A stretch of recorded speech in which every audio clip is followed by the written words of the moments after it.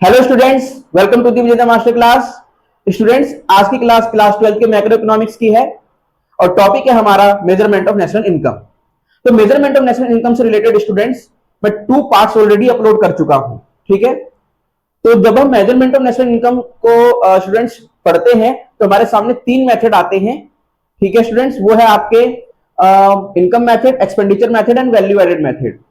तो मैंने जो पिछले 2 पार्ट अपलोड किए हैं स्टूडेंट्स, उसमें हमने देखा था इनकम मेथड के फॉर्मूलाज और इनकम मेथड के थ्रू हमने कुछ क्वेश्चंस किए थे अपने कंसेप्ट को क्लियर करने के लिए। तो इसी तरह मैं एक्सपेंडिचर मेथड के भी 2 पार्ट्स अपलोड करूंगा। एक पार्ट में मेथड होगा यानी कंसेप्ट होगा, ठीक है, फॉर्मूले होंगे और एक क्वेश्चन होगा, और जो इसका अगला पार्ट आएगा उसमें 2-3 क्वेश्चन होंगे। ठीक है ना, एक्सपेंडिचर मेथड से रिलेटेड। तो आइए शुरू करते हैं अपना आज का लेक्चर, एक्सपेंडिचर मेथड। देखो स्टूडेंट्स, नाम से समझ में आ रहा है कि ये जो मेथड है ये क्या है, एक्सपेंस से रिलेटेड है, क्योंकि इसका नाम क्या है, एक्सपेंडिचर मेथड। इसका मतलब क्या हुआ स्टूडेंट्स, एक का खर्चा दूसरे की इनकम। जब मैं क्या करता हूं, किसी शॉप पर जाता हूं, वहां क्या करता हूं, किसी प्रोडक्ट के लिए उसको पैसे देता हूं, एक्सपेंस करता हूं यानी खर्चा करता हूं। जो मेरा खर्चा होता है उस शॉप वाले की क्या हो जाती है, वो इनकम हो जाती है। वो शॉप वाला भी कहीं ना कहीं से सामान लाता होगा, वो भी कहीं पे जाके खर्चा करेगा, तो वो तीसरे की क्या हो जाएगी, इनकम हो जाएगी, है ना। तो यानी एक का खर्चा दूसरे की इनकम, दूसरे का खर्चा तीसरे की इनकम। तो that is the expenditure method. तो यहाँ पे एक्सपेंस के बेस पे हम क्या फाइंड आउट करने का हम ट्राई करते हैं स्टूडेंट्स, हम ट्राई करते हैं नेशनल इनकम को फाइंड आउट करने का। ठीक है ना। तो देखते हैं कि एक्सपेंडिचर मेथड में वो कौन कौन से कंपोनेंट है जो हमें हेल्प करते हैं एक्सपेंडिचर मेथड के थ्रू नेशनल इनकम को फाइंड आउट करने के लिए। तो स्टूडेंट्स, हमारे सामने यहाँ पे 4 चीजें हैं, 1 2 3 4। इन 4 चीजों को यदि हम कैलकुलेट करते हैं तो हमें एक्सपेंडिचर मेथड मिलता है।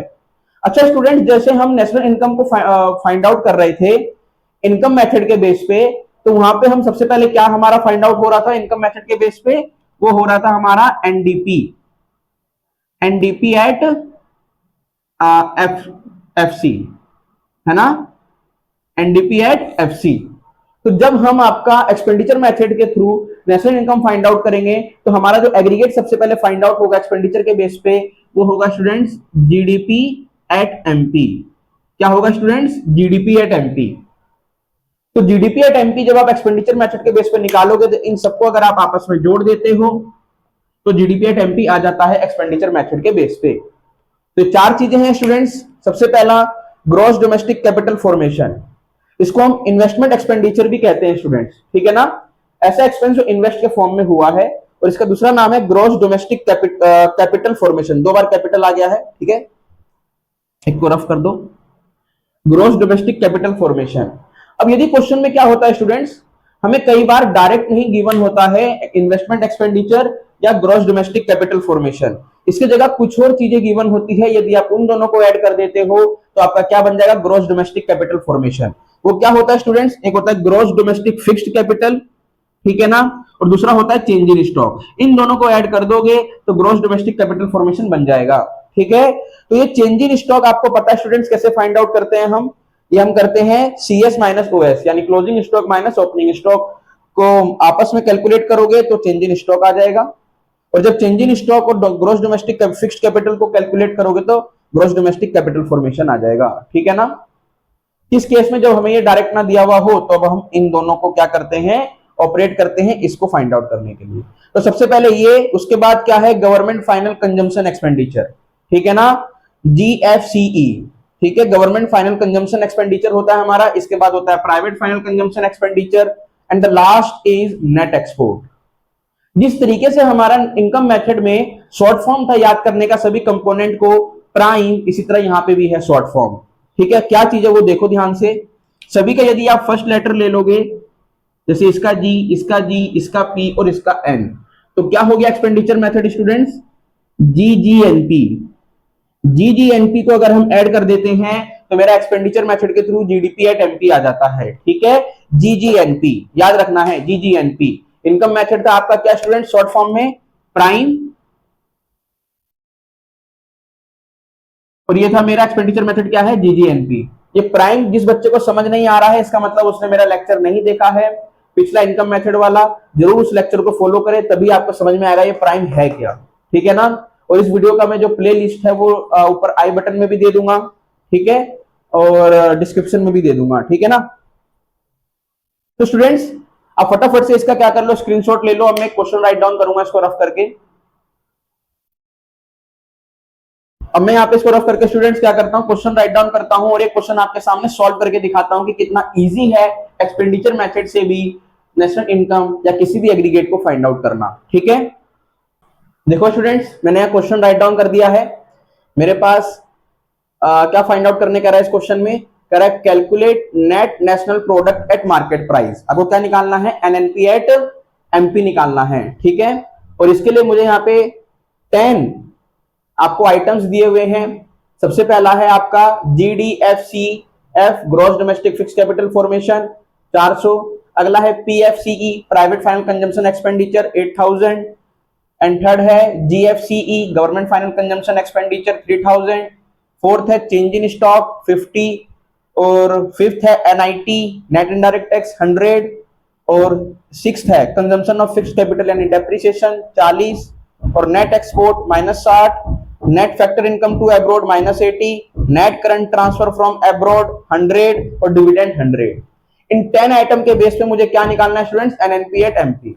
अब मैंने आपको बताया था कि एक्सपेंडिचर मेथड के बेस पे आप डायरेक्ट तो एनएनपी एट एमपी नहीं निकाल पाओगे, डायरेक्ट क्या निकलेगा मेरा, जीडीपी एट एमपी निकलेगा। और आप इतने ज्यादा क्वेश्चन करने के एबल हो चुके हो कि कोई भी अगर एग्रीगेट से दूसरे एग्रीगेट पे ट्रांसफर होना है तो आप इजिली हो जाओगे, क्योंकि मैंने आपको एक चैप्टर और करवा रखा है जहां पे सिर्फ एग्रीगेट को ही सॉल्व किया था, है ना, national income and related aggregates. ठीक है, तो स्टूडेंट्स आइए क्वेश्चन को शुरू करते हैं। तो स्टूडेंट्स क्वेश्चन को शुरू करने से पहले मैंने यहाँ पे शॉर्ट फॉर्म में फॉर्मूला को लिख दिया है। एक्सपेंडिचर मेथड से जीडीपी एट एमपी निकलता है और इसमें हम ऐड करते हैं 4 चीजें। पहला है GDCF gross domestic capital formation.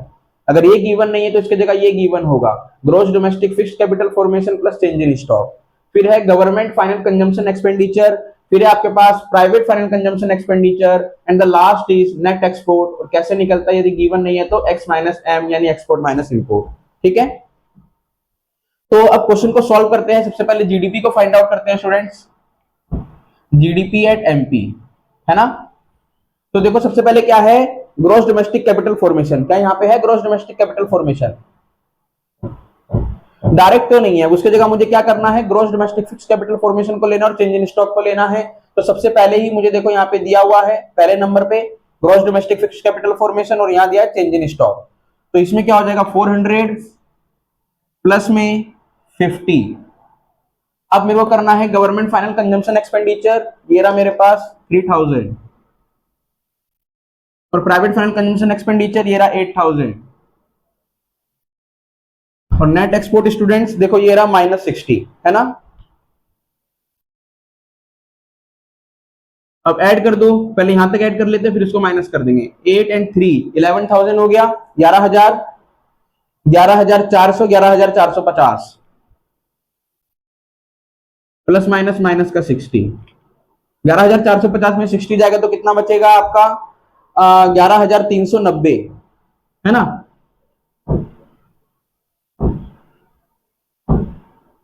तो ये क्या आ गया स्टूडेंट्स मेरे पास GDP at MP expenditure method के बेस पे। अब इससे मैं कहां शिफ्ट हो सकता हूं, एनएनपी एट एमपी पर इजीली शिफ्ट हो सकता हूं। तो हो जाओ, आपको निकालना क्या, एनएनपी एट एमपी, तो ये लेफ्ट हैंड साइड और गिवन क्या है जो आपने भी निकाला है जीडीपी एट एमपी। अब ध्यान से देखो, जी से एन पे आना है, ग्रॉस से नेट पे आना है, तो माइनस होगा डेप्रिसिएशन।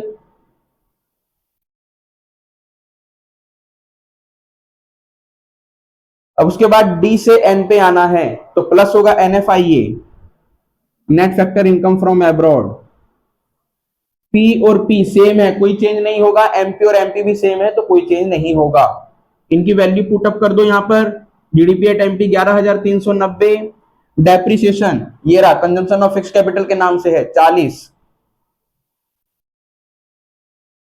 अब एनएफआईए कितना है students, net factor income to abroad, ये 2 है स्टूडेंट्स, ध्यान से देखो, net factor income to abroad है ना, net factor income from abroad नहीं है।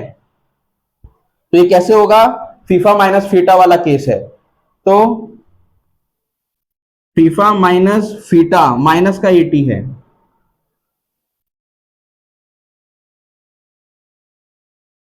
इसमें से आप 40 पहले माइनस कर दो, कितना हो जाएगा students 11,350 plus minus minus plus हो जाएगा,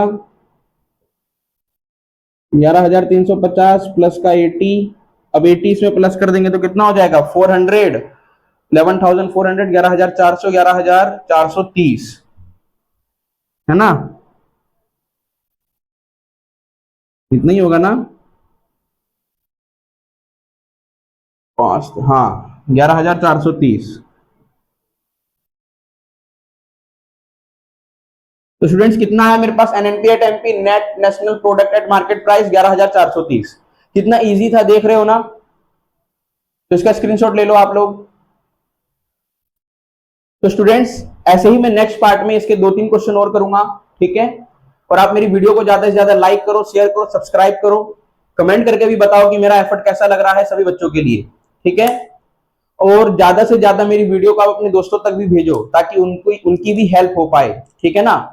अब मैं आपसे मिलता हूं इसके नेक्स्ट पार्ट में 2-3 क्वेश्चन के साथ, ताकि आपका कंसेप्ट एकदम क्लियर हो पाए। तब तक के लिए स्टूडेंट्स, जय हिंद।